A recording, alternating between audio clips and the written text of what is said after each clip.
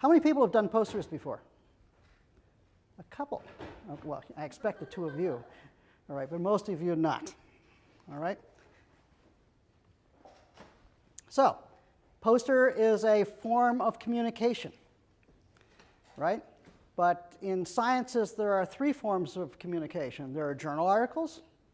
There are talks, either seminars or talks at meeting, like platform talks. And then there's a poster. What I'd like to ask you guys is, what distinguishes those three forms of communication? And to do that, I'm going to give you exactly 5 minutes in groups to answer that question. Okay. It looks like we've had some pretty good discussions. Our 5 minutes, believe it or not, is up. And so what we'd like to do, and unfortunately they're not, oh yeah, there is a blackboard. We have to leave the lights. Yeah. Gary, you want to do it? All right, let's start off with this group. What do you think are the differences between journal articles, talks, and posters? What did you come up with as far as conclusions? We think that all of them that we, like journal articles, we really not care about the audience. I mean, they assume that their audience is like really specific type of people. For the poster, you can anywhere. So she's saying that the audience for a publication is more specific than an audience for a talk or a poster. A talk could be any type. Depends on what type of talk. They can be precise in both fashions. Okay, so that's a weak one. All right. There's still, when you write a journal article, you submit it to a journal that can be general or can be very specific. Like the journal Nature is very general. Proceedings of the National Academy of Sciences has math, has physics, it has a lot of them. You can go to very specialized meetings that talk only about prostate cancer, or you can go to general meetings like the experimental biology meetings. So it really is a choice, but that doesn't really quite distinguish the different forms of communication. Okay, let's try this group right here. Talks would be more audible, whereas journal articles and posters will be more pictures or words. Now we're getting down to it. Okay, so as far as talks, you're talking about it's really an oral presentation, and it really takes the form of a lecture, doesn't it? There's very little interaction that goes on, except for maybe afterwards. All right. So you have the oral. Can you distinguish it, for example, between the oral presentations that you have with talks versus what you do with a poster or journal articles? You want to give it a shot? Well, we talked about how journal articles using our formal voice and posters are not per se like informal, but less formal than. That's actually fairly good. When you write, and first of all, it's all written, isn't it, as far as journal articles are concerned. And the writing is to an audience, but you have to submit your papers to editors who then review it. This is the one form of communication which is peer-reviewed. The others are not, right? So the peer review is one. So you're having your information vetted prior to it ever coming out in publication.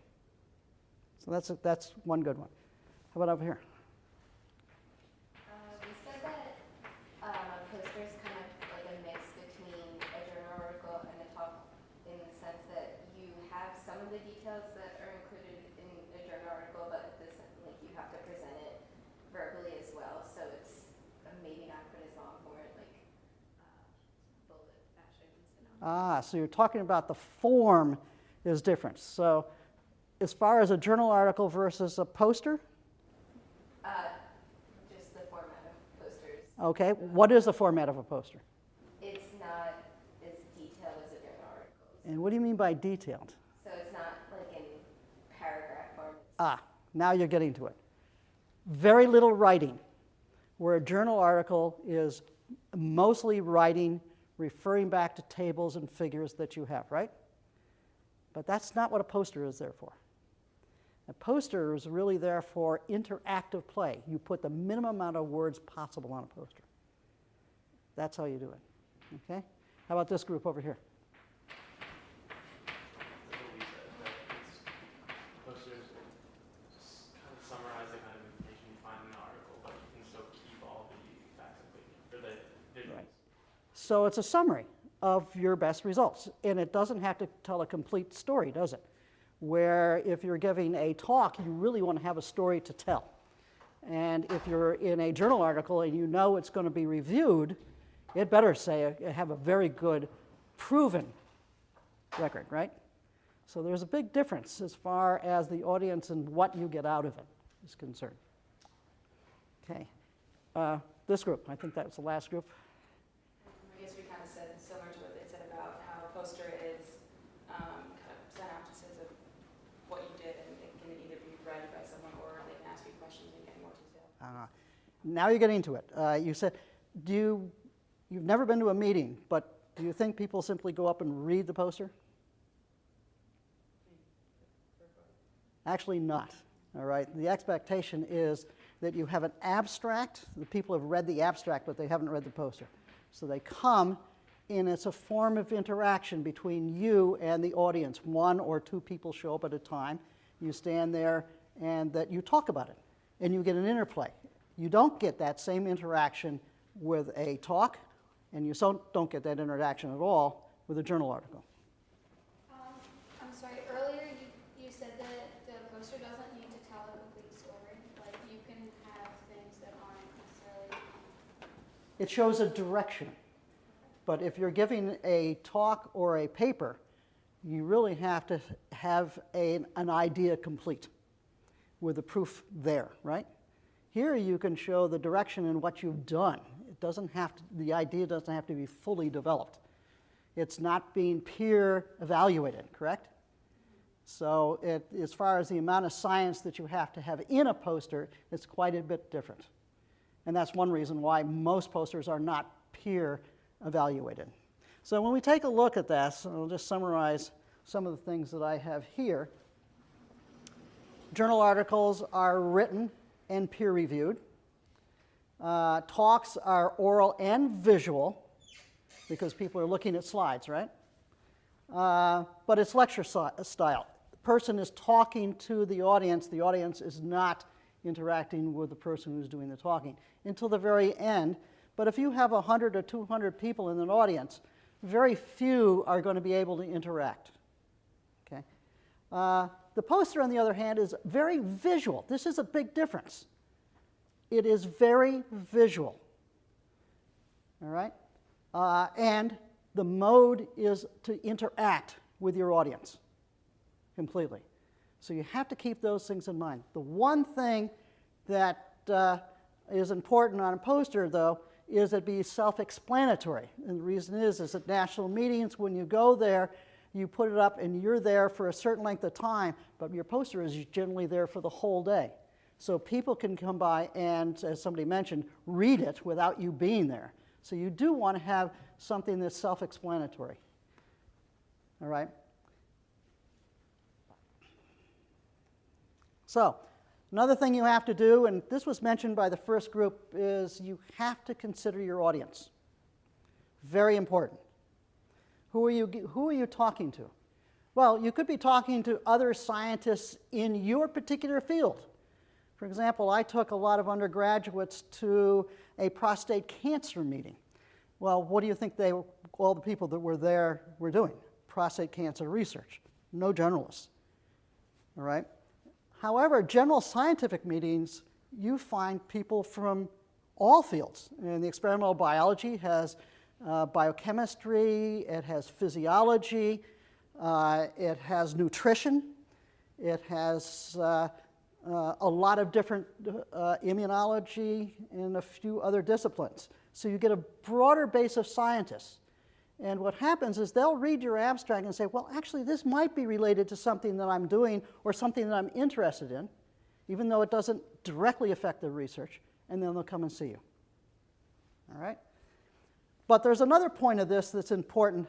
And by the way, the symposium is this way. The symposium that you'll be going into, you're going to be talking to a general audience. So keep that audience in mind. The other one is the lay public. Now, we are too much used to speaking to ourselves, other scientists. But it is essential that we also bring our ideas of what we're doing to the lay public. And actually, a couple of years ago, a couple of undergraduates from here went down to Washington and through American Association of Scientists and AAAS, and they had congressmen coming to the posters. And congressmen are not scientists, so you really have to put your research in perspective. What do they want to know? What do congressmen want to know? They want to know about the general, what does it relate to health in general? Why? Because they determine the funding that you may be getting at a later date. And so actually by talking to the public, you set national agendas. So thinking about how to talk to a congressman, probably that's like talking to freshmen, people who are not well steeped in science, so you have to bring your language down, is it actually a very important part of what you guys are going to have to do. I was just going to mention too, by the way, do you know who we are? I always feel awkward. I'm Dr. Lavery, this is Dr. Usher. You probably had his name on the announcement for this. I'm just curious. I was just going to mention, and this will come up later by itself, I think, but the title. Because you were saying a lot, sometimes people will read through the abstracts and say, oh, I need to visit that abstract. But some of these meetings are so overwhelming that you can't even think about going through the abstracts. It's titles. So you almost need a teaser there, like something that's going to grab people's attention. Or when they're walking up and down these rows and rows and rows of posters. Honestly, for me, I'm looking at titles and saying, oh, that sounds interesting, or that sounds interesting, even if it's outside of my field. So, think really carefully when you're writing a title. It's different than writing a title for a journal article, which is usually kind of detailed. All right, so now you're beginning to get a feel for what a poster is. How do you create one? Well, there are a couple of good programs to do so. The most common one that undergraduates or graduates or MDs are going to use are going to be PowerPoint. It's easy. Most people have it. It's not particularly flexible, however. There is another one which in the engineering community uses quite a bit, and that's LaTeX, free. It is much more flexible. It handles equations and chemical formulas much better than does PowerPoint. So do we have engineers in this group? Yeah, so have you used this form yet? Have they talked to you at all in these classes? Take a look. It's free, but there is a learning curve as far as its usage is concerned. And for those who are in math, this is about the only way you can use it. Okay, have you used it? Oh, okay, so we do have one person who has actually used the program. You like it? Sometimes. Yeah, there is a big learning curve as far as that's concerned, where PowerPoint is much easier.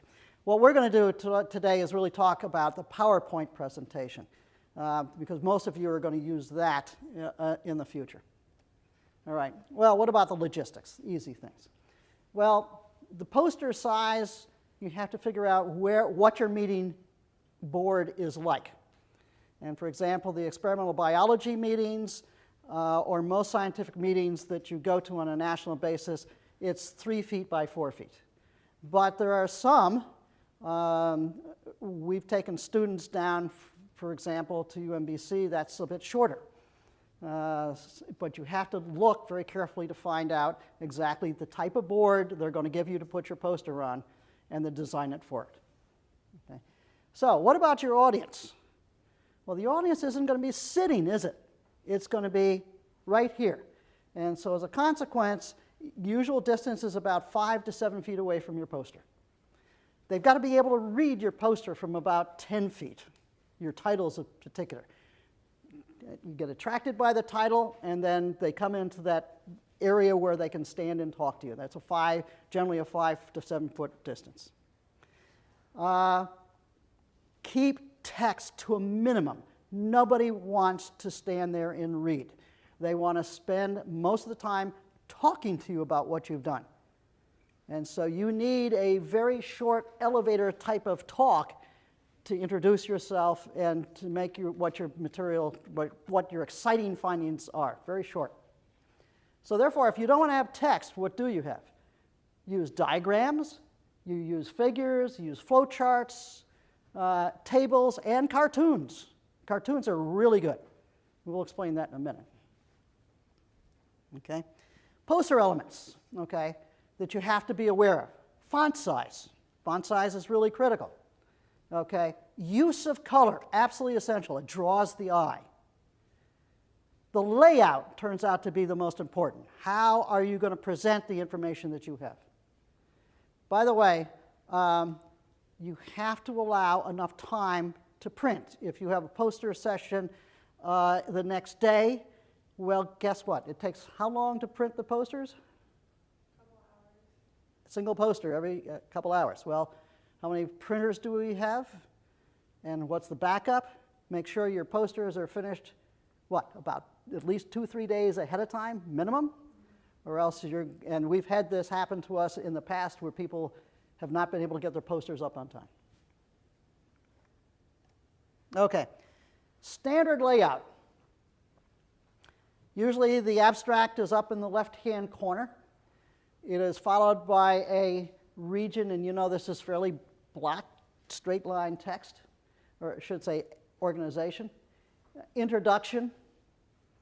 As far as the introduction is concerned, use cartoons or figures. You want as little text as possible. All right? You should have a description of why you're doing the work. You have to place down what your hypothesis is. All right? Or the objective of your research. That should be very clear.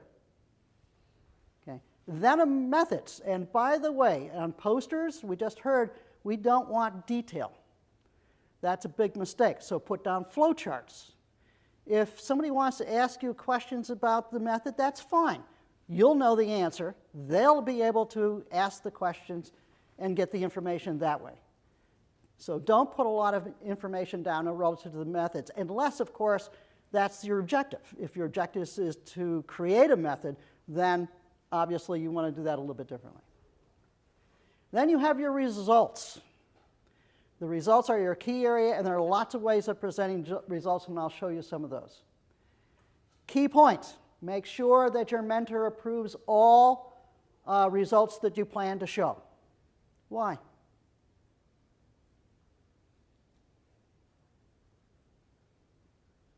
What happens if you had a really, really exciting finding?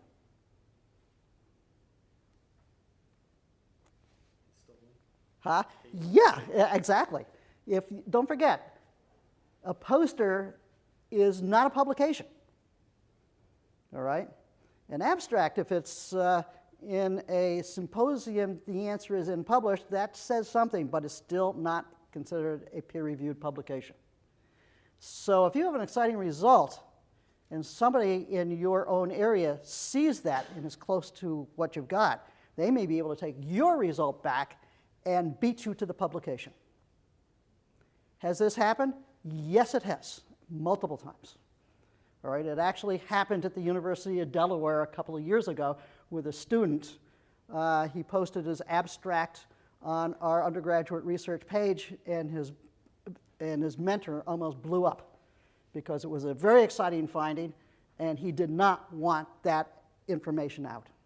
So make sure that you have your results in particular, but your whole poster reviewed by your mentor. It's very, very critical. A lot of times at these meetings, you'll see people walking around with cameras or just iPhones or something and taking pictures of the posters. And sometimes that's, just because it's their student or something. But sometimes, they're looking at the results and saying, "I can take this back." In short, and what I have to do. And a lot of the organizers and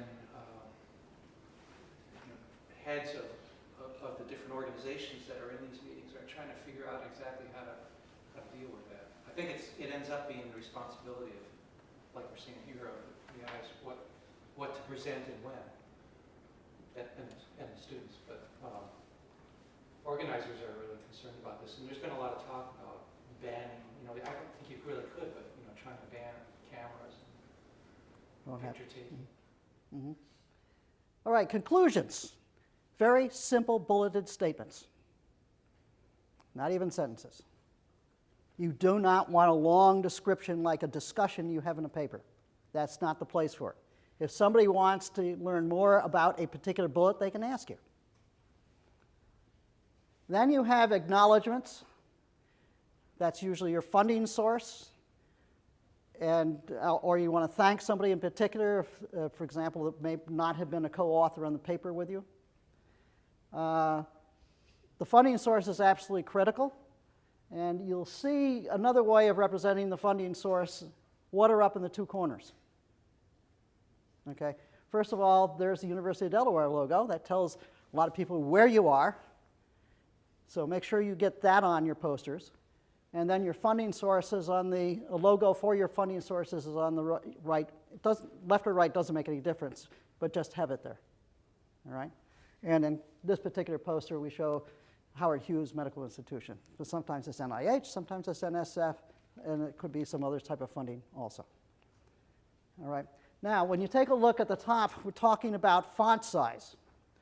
Well, you want your title to be fairly large, so you can see it from a further distance. You want to draw people in.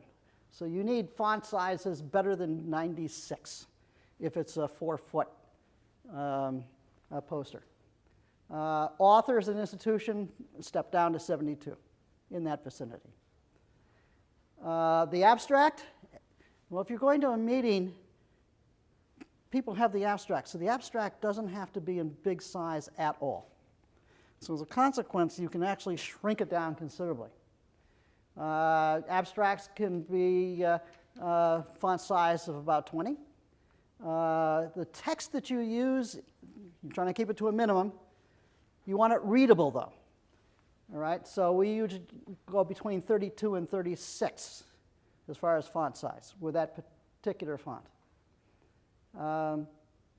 Really important to set off regions in color or in block or somehow. And you'll see examples of that shortly. Enhancements. You can use lines, the thickness of the lines, to offset things or make things in blocks or background color or text color. Those turn out to be very essential, and you'll see the use of these very shortly. Okay, there's a nice website that says the do's and don'ts of the poster.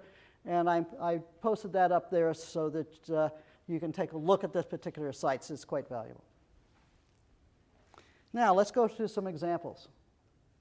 All right? Take a look at this. Do I expect you to read it? No. That's not what I'm trying to get. So in the groups that you were just in, what I need you to do is discuss what you like about this poster and what you don't like about this poster. Okay? You've got 5 minutes. Okay, it sounds like we're quieting down. So I'll start on this room up here in the corner. What you guys didn't like about this or like? We thought there was way too much text. Perfect. All right. It reads, and you don't want to stand there and read it, do you? It's not very conducive to talk. All right. So we got that. That's the obvious one. Anything else? How about this group? So the center is really off balance from the sides. The results section is so short compared to the... So undergraduates in the first year that they do so, this is what she found. But she put it in the results section with a huge block, and it's all white around it. You're absolutely correct. And by the way, this was her first submission to me a number of years ago. And, well, how much good data do you get out of a 10-week program that you can put into a poster? Not a lot, right? However, negative, as far as posters are concerned, negative results are just oftentimes as important as positive results. All right, and when she was doing her research, she actually had some very good findings that were negative. So when I criticized it, I said, where's the rest of your data? And she had to go back and obviously change it quite a bit. So that's a good observation. What about you guys? So we said the empty space in the result section, and the sections aren't really blocked off, and there's not really color. So the blocking, yeah, take a look at the blocking. What about the headers? You can't even read them, can you? All right, why? And you should see that by taking a look at the title. And what was the quote enhancement that she used? She did a shadow. Shadow. She used shadow. And it turned out she used shadow on all the headers as well. And that's why it's blurry. So there's a good use of enhancements and there is a bad use of enhancements. This was a bad use. All right. You don't ever want to do a shadow in a title. All that does is to make it look blurry from a distance. All right. So what else? Usually it's just really boring because it's almost entirely black and white. Good. There's no use of color in this at all, is there? There's way too much white space in the results column. Right, and that we discussed. Okay. That's it. There are a couple other really big things that should stand out to you in this. Where's the hypothesis? There's no clear hypothesis in this at all. If I was looking at it, I'd like to, what does she actually try to do? Well, if you read this paragraph, and you can't, it's in the third paragraph, the second sentence down. There's no clear explanation of what she's doing or why she's doing it. Okay? What else? Do we have another one over here? There's a lot more not to like about this thing. But, by the way, did anybody find out something they did like? I like how small the acknowledgements. Yeah, that's it. You're absolutely correct. That is, and you pointed out something very good.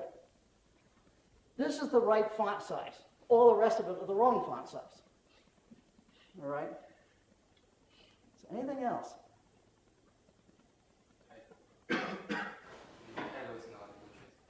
It's boring as all get out. All right? It's nothing to grab me very much.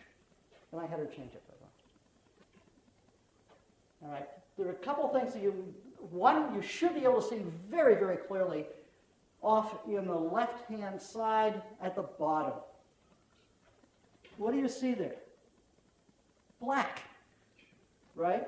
It's a cartoon, but you can't see it. When she printed it out, I couldn't see it either. And even if you got up really close, you can't see what's going on. It's not clear. She used black background.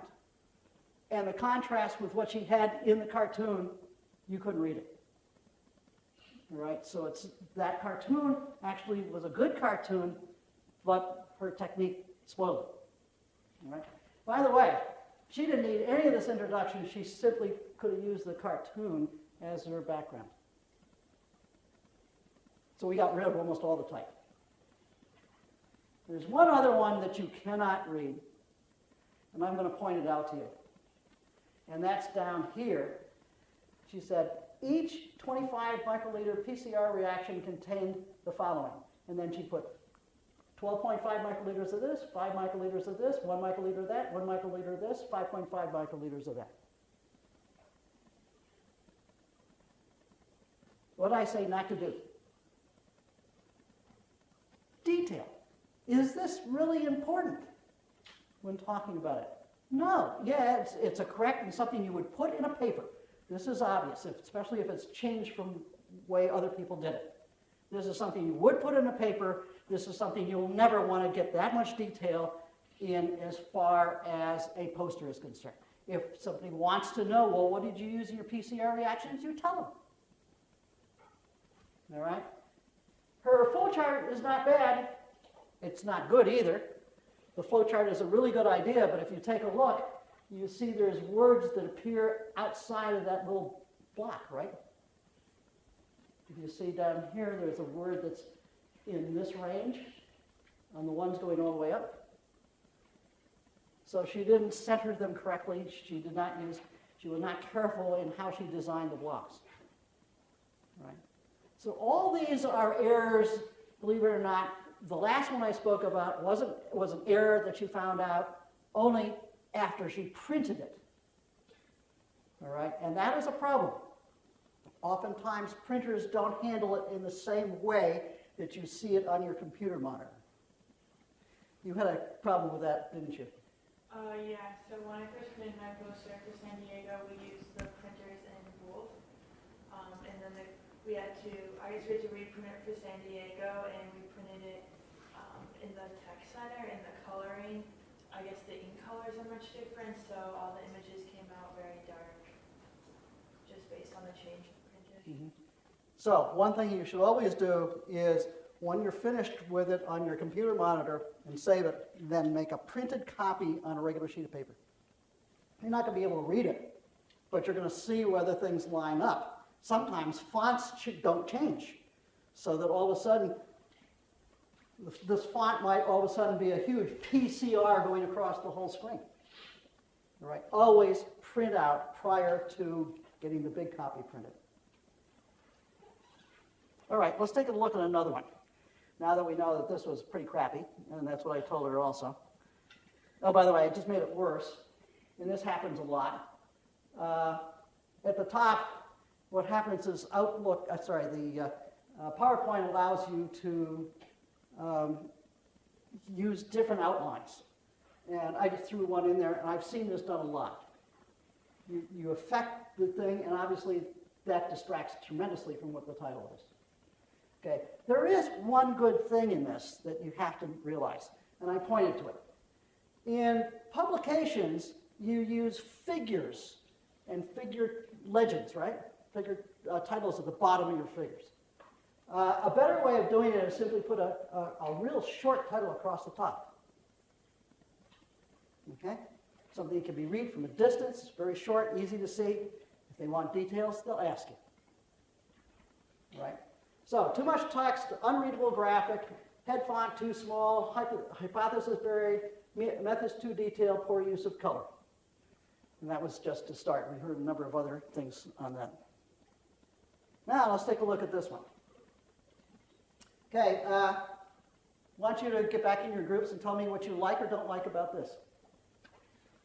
Okay, you've got 2 minutes to answer that. Go ahead.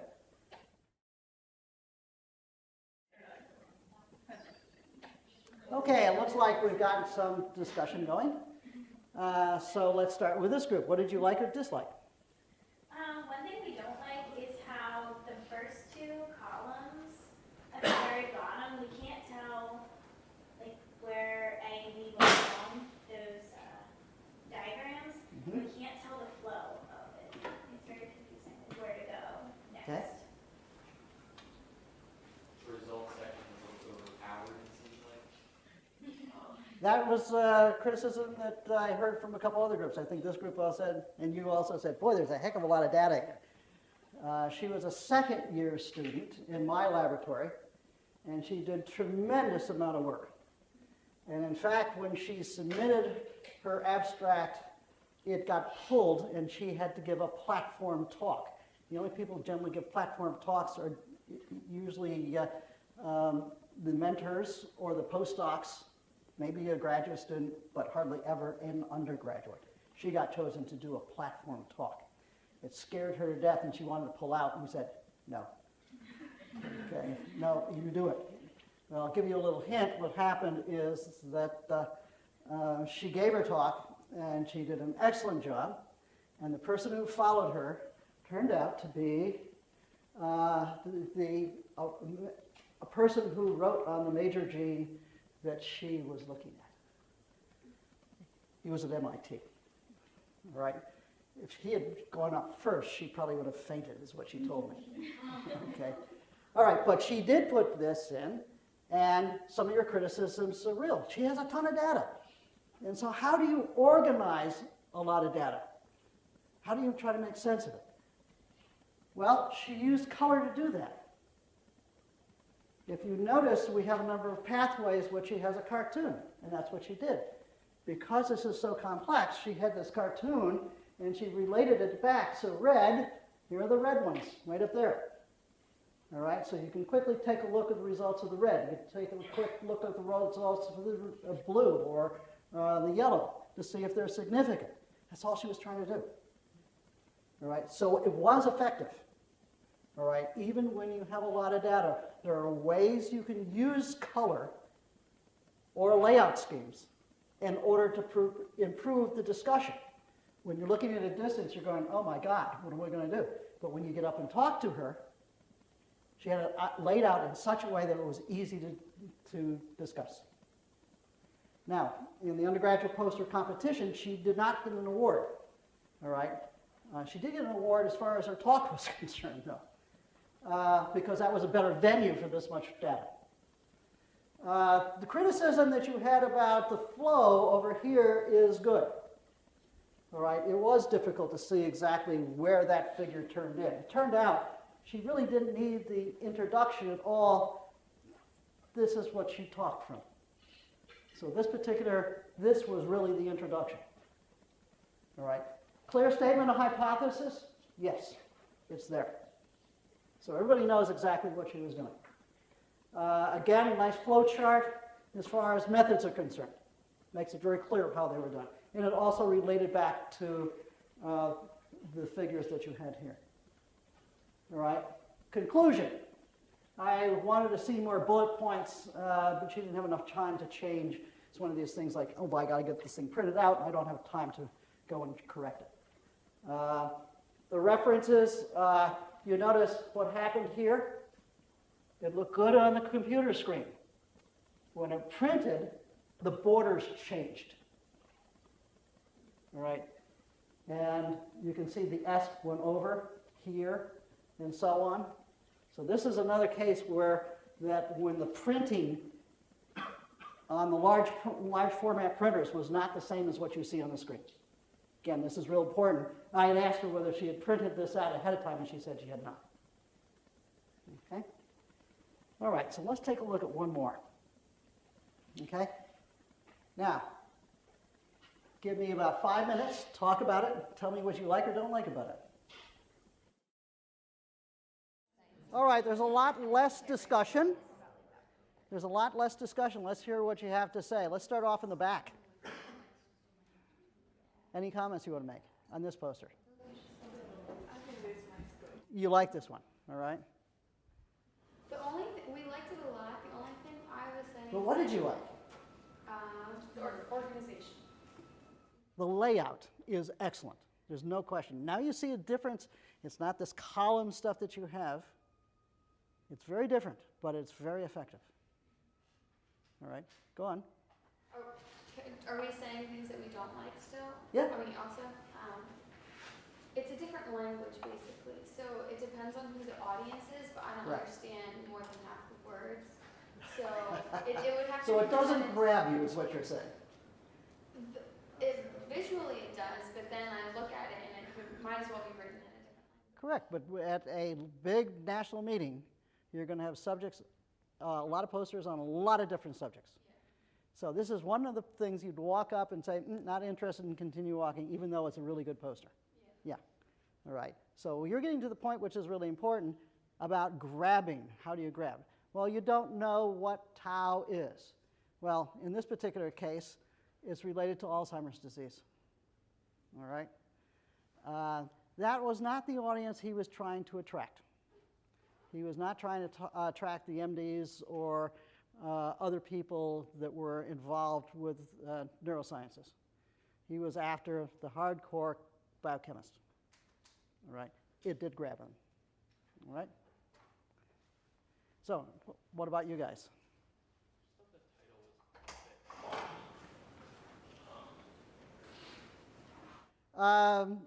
It appears to be, you like shorter ones, I agree with you totally, but in this particular case, it was effective. All right? We really liked it, everything about it. So the end, like Why? the one comment, because I thought it was organized really well, and there was lots of images, and there seemed to be the right ratio of pictures and words. And then the one Right, the one thing you look at this, there are not many words in this at all, are there? So look what he did with the introduction. He has a cartoon. All right, so when you get somebody to come up to you that is interested in this area, he simply described it from the cartoon. Very effective. You do not, if you have a good cartoon, you do not need a lot of words. And you draw the people in based on your topic, and then you describe the introduction very well. The program objectives, he's got 3 program objectives that he placed down here. And they're very clear, very short, and effective. All right, so that's the same thing as your hypothesis. Then each one of these program objectives, 1, 2, 3. So 3 program objectives, 3 as far as the data was concerned, so he's matched up his program objectives with his data. Very effective, very effective.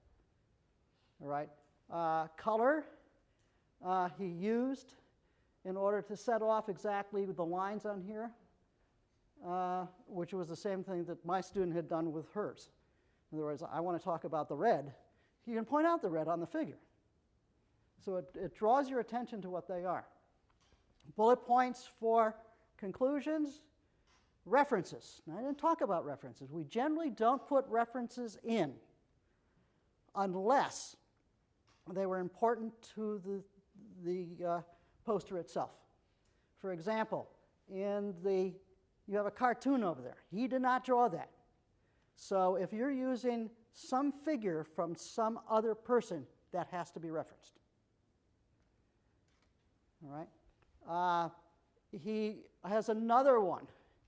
He referenced this figure as well. So he has a couple of references down there, and some of the data, as far as the methods are concerned and everything else, it's not necessary to reference them. Not like you have to do in an article. There you have to reference everything. What about stuff like in the abstract? You don't want to put references in any abstract. Okay, there are very few exceptions to that rule. They should stand alone as your work. The abstract is. Introduction and everything else, yes, you're talking about what somebody else did. As far as this, you want to keep the introduction short. Using cartoons, you reference the cartoon. Okay. In a journal article, no, you have a lot of references in the introduction, and you have a lot of references in the discussion. Here, only that cartoon, and the conclusion, just bullet statements. You discuss the importance of it with the people that come and talk to you. All right? Again, he has the acknowledgments. Font size is small. Font size in the abstract is really small. Again, people should have read the abstract before coming, so it's not necessary for them to see it. It does, however, the reason it's put up there is to make sure that you do match. Some people take a look at the abstract, oh yeah, this is the one I wanted to see, because there could be several that are about Alzheimer's in town, and this is the one they wanted to see. Does that make sense? Well, this particular one, the student won national undergraduate poster competition 2 years in a row with his work. And his work was excellent as far as the science was concerned, but it was how he told his story that really, in fact, got him the awards.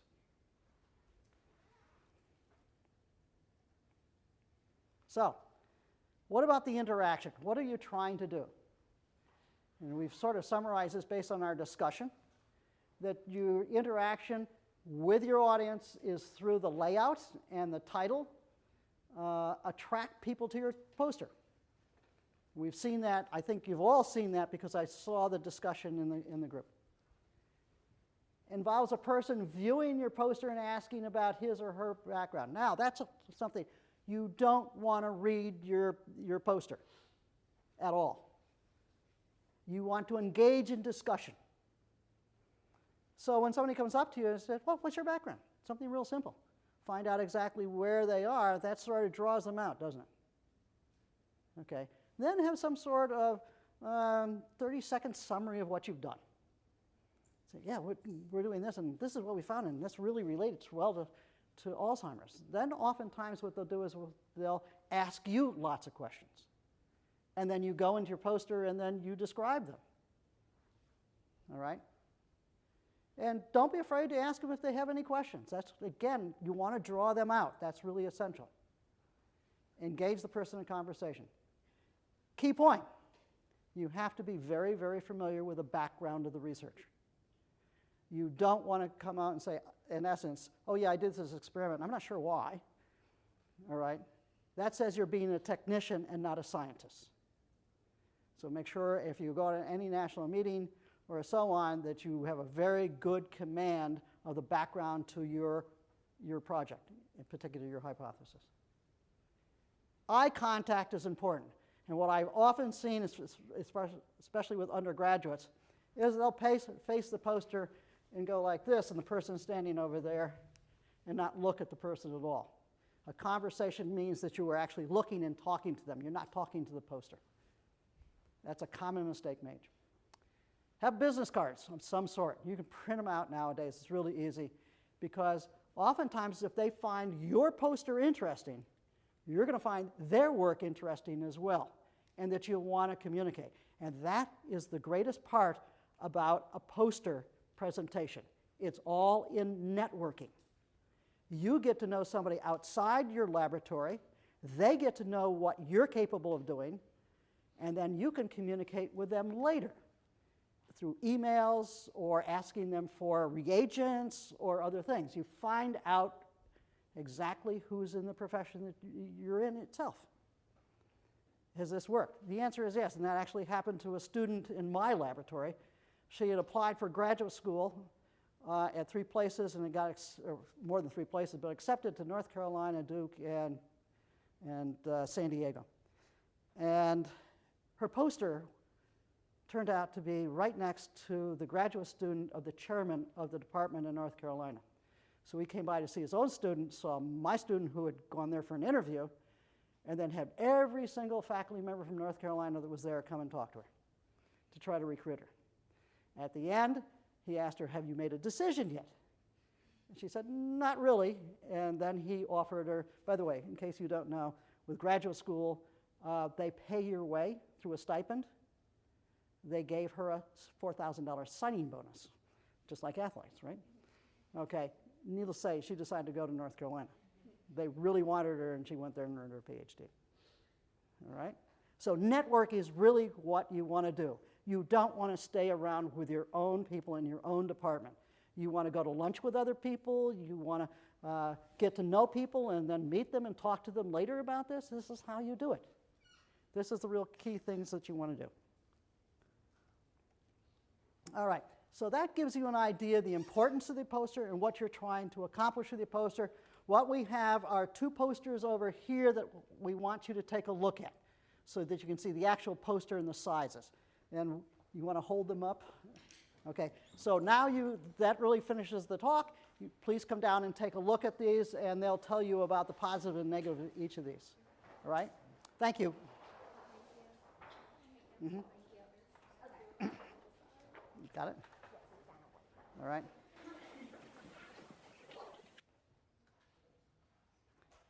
Don't forget, in order to see these, you have to be between 5 and 7 feet away, which means you can't be sitting in your chairs. Like, obviously, this is like organic chemistry and biochemistry, so if you weren't that interested, you would just be like, oh, that's cool, and then just walk by. But if you were, things like NOD2, if you're really interested in that protein, like that could catch your eye. But if you just had the word hypothesis there or something like that might not. And then instead of just like results, like I did a synthetic pathway, so having like a dimer synthesis is my whole synthetic pathway. So that was really nice for my poster as well. So I'm in the biology department, so mine is more bio-oriented. I have like less chemical structures and like actual confocal images of what I was looking at. And like Dr. Usher mentioned, it's really nice if like for the methods you can have like a little cartoon of what's going on, because methods can be really boring if you just do a flow chart or something like that.